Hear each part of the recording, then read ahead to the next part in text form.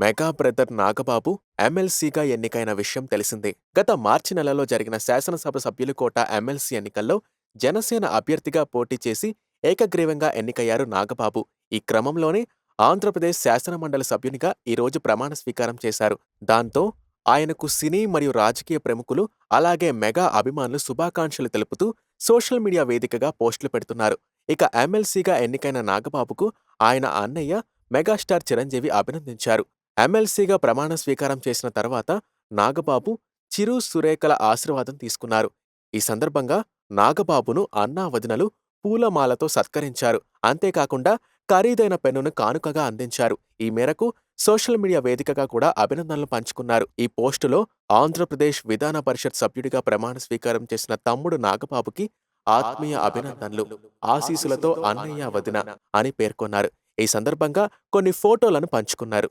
అంతకు ముందు పవన్ ఎన్నికల్లో గెలిచిన తర్వాత కూడా అన్నా వదినల ఆశీర్వాదం తీసుకున్నారు.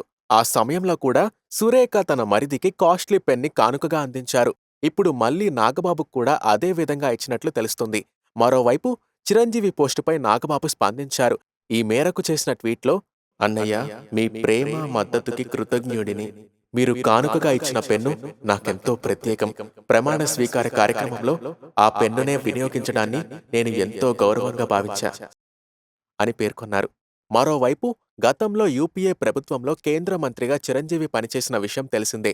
అలానే ఆయన మరో సోదరుడు పవన్ కళ్యాణ్ ఏపీ డిప్యూటీ సీఎంగా బాధ్యతలు నిర్వహిస్తున్నారు. ఇలా మెగా ఫ్యామిలీ నుంచి ముగ్గురు నటులు పాలిటిక్స్లో పలు పదవుల్లో రాణించడం గ్రేట్ అంటూ మెగా అభిమానులు అభినందనలు తెలుపుతూ పోస్టులు పెడుతున్నారు. రీసెంట్గా జనసేన ఆవిర్భావ సభలో నాగబాబు మాట్లాడుతూ, పిఠాపురంలో పవన్ కళ్యాణ్ గెలవడానికి 2 కారణాలు.